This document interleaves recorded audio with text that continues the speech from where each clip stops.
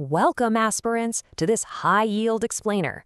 Today, we're decoding a deeply critical issue that's been making major headlines, the Paraquat crisis. Exactly. And let me tell you, this isn't just a news item, it's an absolute masterclass bridging agriculture, health, and governance.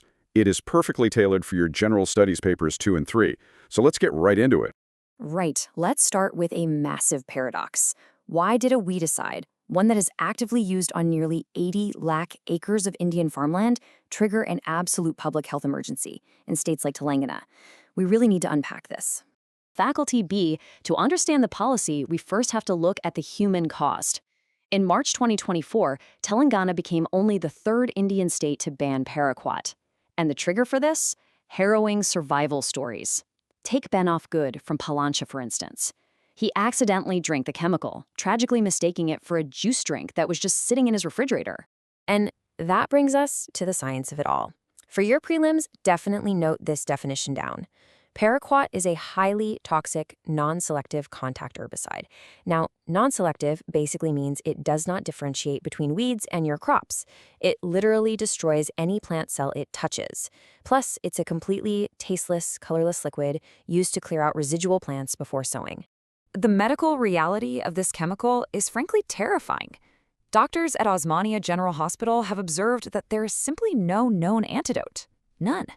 It causes severe, incredibly rapid oxidative damage to the body. Yeah, the clinical progression is just brutal.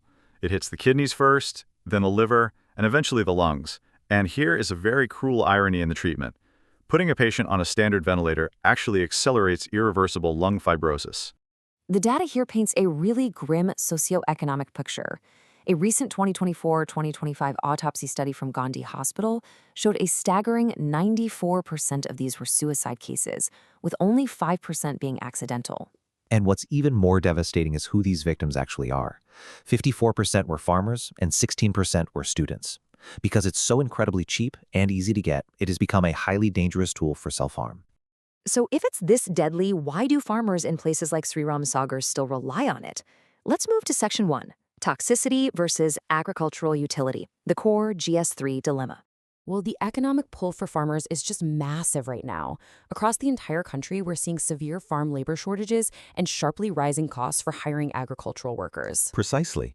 When manual weeding using something like a brush cutter becomes too expensive, Paraquat steps in as a highly effective, incredibly cheap solution. We're talking just 280 rupees per liter. Smallholder farmers are essentially forced to prioritize their short-term economic survival over safety. And the sheer volume really cements that dependency. 20,786 tons. That is the exact amount of Paraquat imported into India in just the 2022 to 2023 period alone.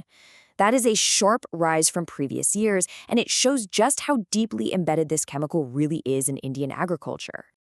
Okay, let's shift gears to governance. Section 2, regulatory loopholes and e-commerce, a GS2 perspective. We need to heavily scrutinize how hazardous chemicals are actually regulated here. The crucial issue here is the massive jurisdictional clash between the center and the states. States like Kerala, Odisha, Telangana, and Andhra Pradesh have all initiated bans. But under Section 27 of the Central Insecticides Act of 1968, state bans are restricted to a maximum of 60 days, which can be extended by just another 30 days. Exactly. In fact, the Kerala High Court overturned a state ban in 2022 precisely because of these technical limitations. The states just lack the lasting statutory authority to overrule the center on this. And the digital economy makes this even more complicated. Dilip Kumar from the Pesticide Action Network said it best. A ban by one state without the involvement of e-commerce sites is just a ban on paper. It is ineffectual. Aspirants, highlight that quote. You can use this directly in your mains answers to perfectly illustrate the modern challenge of enforcing state-level environmental regulations. Smaller e-commerce sites can simply bypass these local bans. Let's zoom out to the international stage now for Section 3, the global regulatory context and ethical lapses. What's truly fascinating about this historical case is how perfectly it maps to your GS paper 4 themes of corporate governance and ethics. Back in 1987, internal memos from the original manufacturer, Imperial Chemical Industries, clearly acknowledged that suicidal abuse of the product would not be eliminated. Yet, they deliberately chose not to dilute the chemical to make it safer. And why? Because dilution would require five-fold packaging, which would severely hurt their massive profit margins. It's a textbook, grim ethical failure where corporate profit maximization directly superseded public health.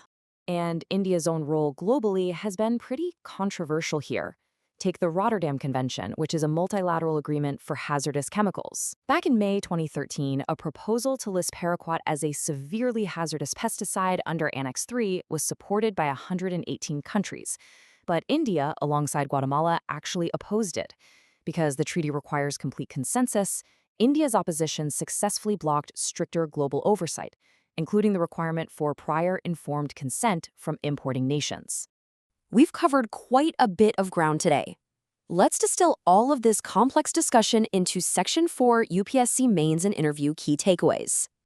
We've structured a quick breakdown for you to use. For GS2, you want to focus your arguments on that center-state friction regarding the Insecticides Act and the massive regulatory loopholes created by e-commerce. Right. And for GS3, center your answers on the reality of Indian agriculture right now.